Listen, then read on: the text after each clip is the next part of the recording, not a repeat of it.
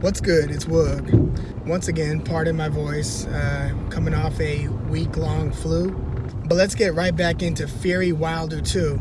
In the last video, I was suggesting, like a couple others have since, maybe even prior, I know Richard Dwyer had suggested that Fury might do so.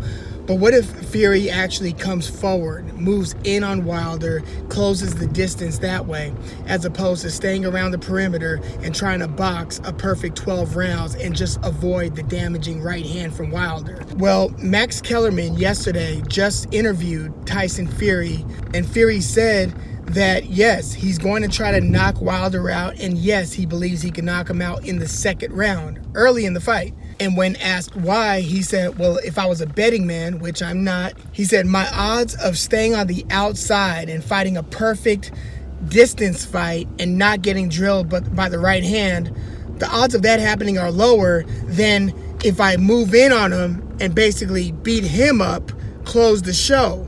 Now, is this just gamesmanship? Is this Fury trying to toss out new strategies to get Wilder thinking about what might happen when, in fact, he doesn't have any intention of doing so? What makes me think that there might be some truth to it is because he has hired Sugar Hill Stewart, Emmanuel Stewart's nephew of the Kronk Gym, to train him for this fight.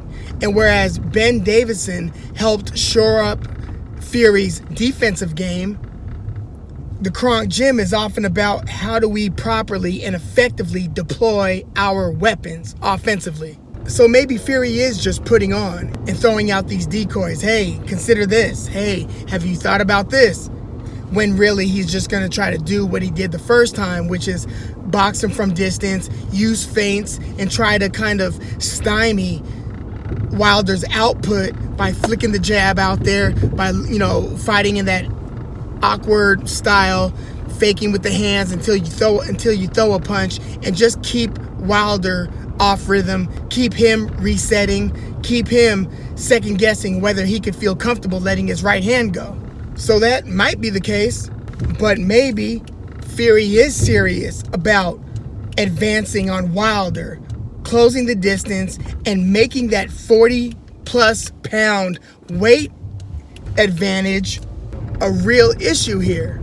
Again, Wilder has a super duper heavyweight punch, one of the hardest punches ever, but size-wise, at least weight-wise, Wilder is not a super duper heavyweight.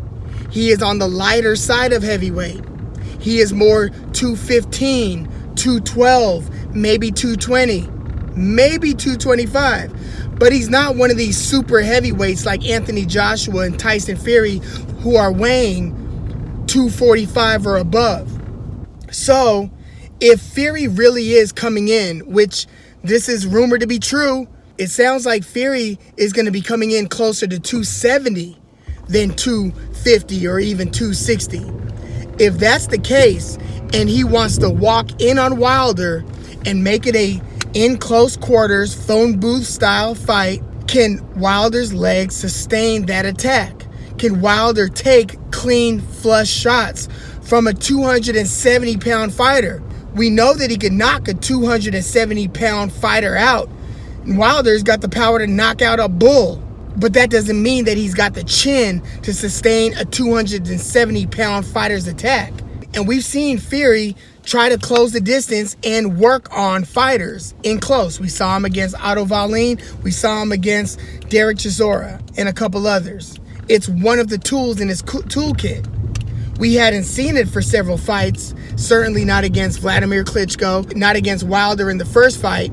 But if Fury really does think that he could come in on Wilder and beat him up that way and knock him around with punches and test his 215-pound frame and chin, this could be a very interesting fight.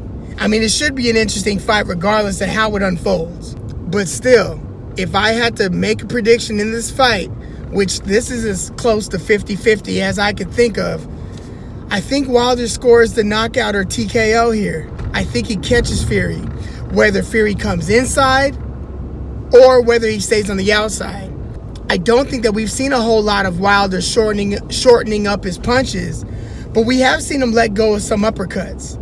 And I think that as Fury comes in, Wilder can also take a step back and maintain that space.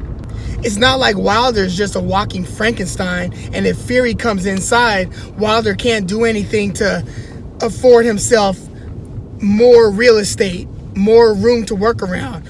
We've seen Wilder circle. We saw him circle against Luis Ortiz in his last fight.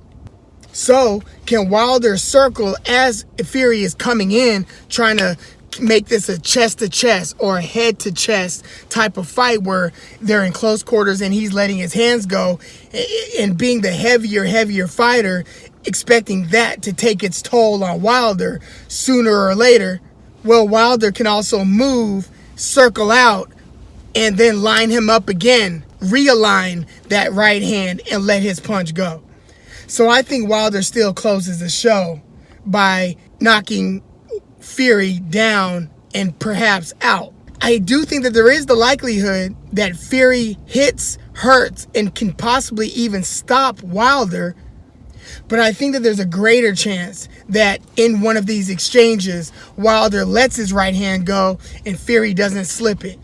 That Wilder feints or uses one of his newly modified tricks where he either probes with that jab hand and gets Fury to think that he's out of harm's way because he's only extending the jab hand, the left hand 70%, before he extends the right hand 100% and actually nails him with it. Or he could do what he did against Ortiz, where he throws a jab hand but only extends it about 50%, brings it back early, and right on top of that fake jab comes the right hand. He's got different tricks of deploying it. There's also the theory that Fury likes to tilt his head and lean it in the same direction when he's escaping the punches.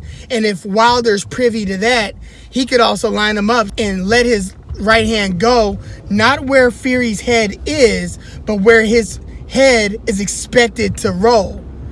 So if you think he's going to go that way, you don't throw the punch where his head currently is. You throw it where it's going to be in a second. So let it go. Fury actually moves into the punch. There's several different ways that Wilder could potentially hit Fury.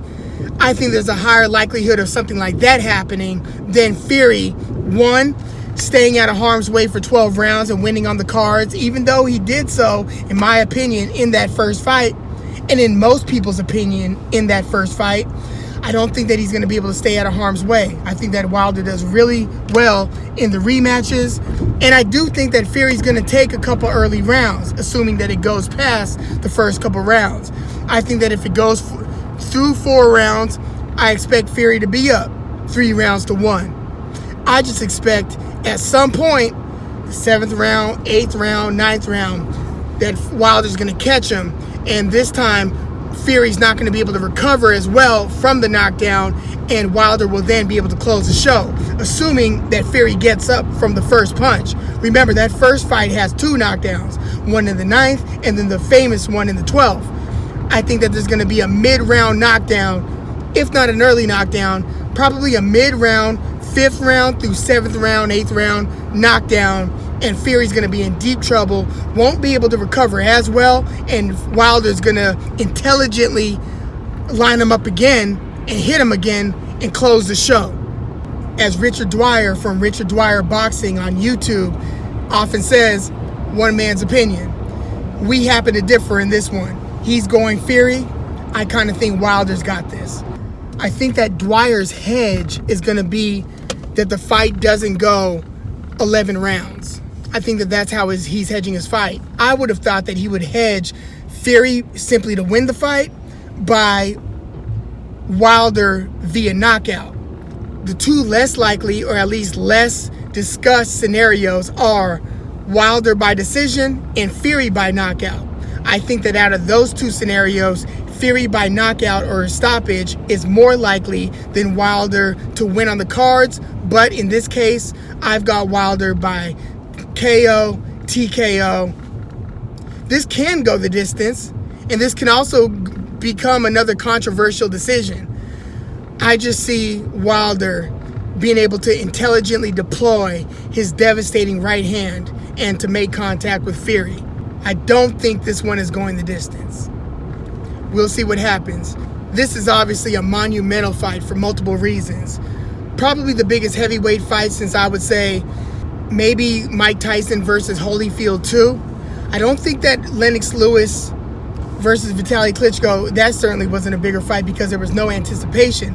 Vitaly Klitschko was a last-minute replacement for, I believe, Kirk Johnson. It was supposed to be Lennox Lewis versus Kirk Johnson. You talk about a hell of an opponent, a last-minute opponent. Vitaly Klitschko ended up being Lennox Lewis's last fight in his entire career. I also don't think that Anthony Joshua versus Vladimir Klitschko is as big as this rematch.